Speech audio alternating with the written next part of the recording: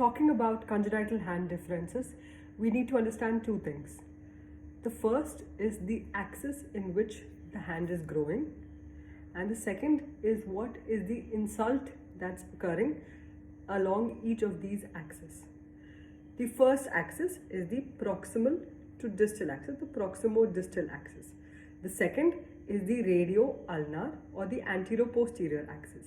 The third is the dorsal to ventral axis. Each of these axes is controlled by a signaling center which produces certain signals that are growth factors, molecules, or proteins. Now the proximal distal axis grows from proximal to the apex. So it has a thickening of ectoderm at its edge, which is called as the apical ectodermal ridge. The apical ectodermal ridge secretes fibroblast growth factors, which helps in the lengthwise differentiation of the limb.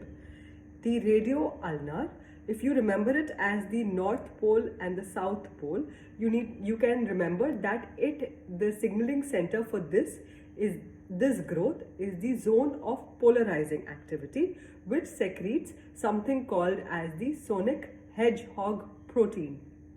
The third axis is the dorsal to ventral axis. So if you remember the word dorsal, it has a thickening over here called as the dorsal ectoderm, which secretes transcription factors. Now, as I told, if the proximo-distal axis is affected, it can lead to shortening of the fingers or of the entire limb, and it can lead to duplication or deficiency of bones along this axis.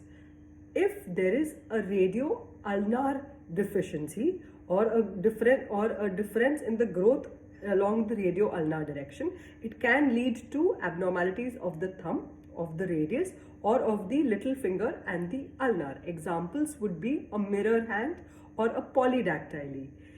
If there is a problem with the dorso-ventral axis, it could lead to abnormalities of the nail, like the nail patella syndrome.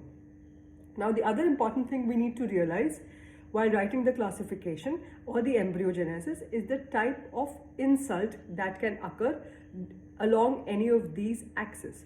So the type of insult can be a malformation, it can be a deformation, it can be a dysplasia, or it can have a syndromic quality. A malformation basically is something which is having difficulty being formed. So during the formation itself, there is either too much of it or too little of it. A deformation is the structure, the final structure has been formed, and now the insult is occurring due to some external force like a constriction band, a pull, or a twist in the already formed structure. A dysplasia is a normally forming structure that can have an overgrowth or a abnormal function or a structure. For example, it can be a hypertrophy, it can be a tumor. The fourth kind of congenital hand difference is a syndrome. You've heard of these syndromes like an Apert syndrome, a Vactal syndrome, a Cruzon syndrome, a Pierre-Robin syndrome. So all of these come under limb deficiencies associated with syndromes. Next, we'll be talking about the OMT classification or the Oberg-Manske-Tomkin classification. Again, over here, what we are going to see is that they have classified the first column of the classification is the kind of insult that's occurring at the embryogenesis level. That is a malformation, a deformation, a dysplasia, or a syndrome. The second column of the classification is whether it's affecting the entire limb or only the hand plate. The third part of the classification is the axis in which it's getting affected. That is the proximal distal, the antero-posterior, or the dorsoventral.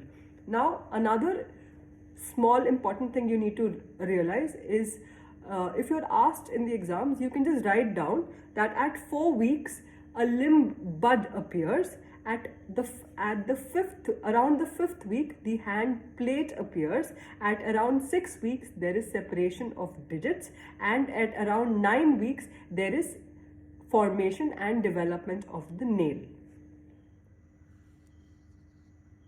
So we have differentiated the congenital differences of hand as per Oberg, Manske and Tonkin, that's the OMT classification, into malformations, deformations and dysplasias.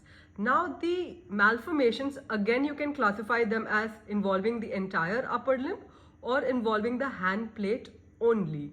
And in the entire upper limb, we can again differentiate them into involving the proximo-distal axis, the radio-ulnar, the dorso-ventral or an unspecified axis. The hand plate, again we'll be doing the same thing along the 3 axis and an unspecified axis. As I told you, the proximo-distal, so I've given just a few examples of each of these. I've not gone into the details of the classification, it's too much. So in the proximo-distal axis, we have so wherever you see this word melia, it means the entire upper limb. So it means the limb, not the hand or the fingers. So a brachymelia, an amelia, a phocomelia, which also includes the Poland syndrome, as we all know the details of the Poland syndrome. And there can be a transverse deficiency, which can be a duplication or a deficiencies. Now along the radio-ulnar axis, as I said, it either involves the thumb or it can involve the ulnar side. So a thumb can undergo a hypoplasia, or again the ulnar side can undergo a congenital deficiency. Now a dorsoventral axis, as I told, wherever you have the dorsoventral, it involves the nail. So you have the nail patella syndrome, which involves the entire upper limb. And in the unspecified axis, you've got abnormal shoulder muscles. But in the hand plate, you've got, in the proximo-distal axis, as I told you, there'll be shortening. So here you have the brachymelia, here you've got the brachydactyly, and again you've got the same brachydactyly.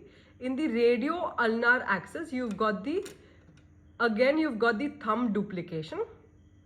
Here you have a thumb hypoplasia, here you've got the thumb duplication, you've got the radial or the ulnar polydactyly, or you've got the mirror hand.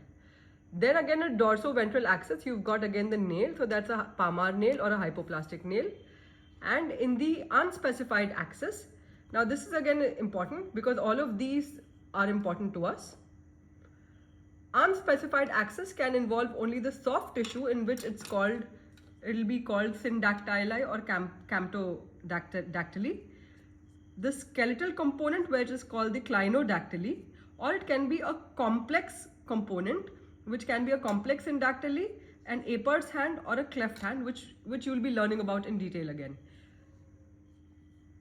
Now under deformations, we have, as I told you, they're normally formed structures which get transformed due to some kind of external force. So we have constriction rings and trigger digits. Under dysplasia, that is abnormal growth of a normally formed structure. It can be a hypertrophy or it can be unregulated formation of a tumor. So in the hypertrophy, you can have the whole limb or you can have the partial limb. So in a whole limb, it will be called the hemihypertrophy. In the partial limb, it will be called the macrodactyly. And in a tumor, you can have a vascular tumor, hemangioma, a neurological tumor, a neurofibroma, a connective tissue tumor, fibromas, or skeletal tumors, which are osteochondromatosis or fibrous dysplasias. Now syndromes, I've written just the commonest syndrome. There were like about 20-30 syndromes which I have not mentioned. The Apert syndrome, the Vactal syndrome and the Cruzon syndrome. I think we keep coming across these three, so I think that it'll be easier to remember these. So the Apert syndrome can again be divided into the spade hand, the spoon hand and the rosebud hand, as we all know. Then we've got the Vactal syndrome and the Cruzon syndrome.